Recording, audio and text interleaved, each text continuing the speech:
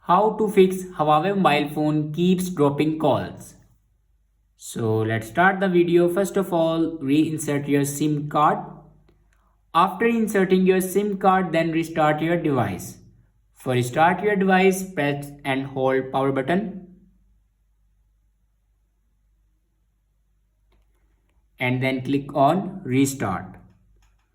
After start your device, then open settings and scroll down in last and click on system and updates.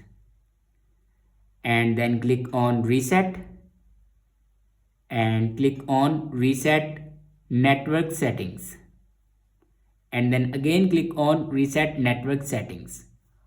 After reset the network settings, then check your software updates. Now click on software updates. Now here you can check your software update. If it doesn't update to latest version, then update it to latest version. After that, your problem will be fixed.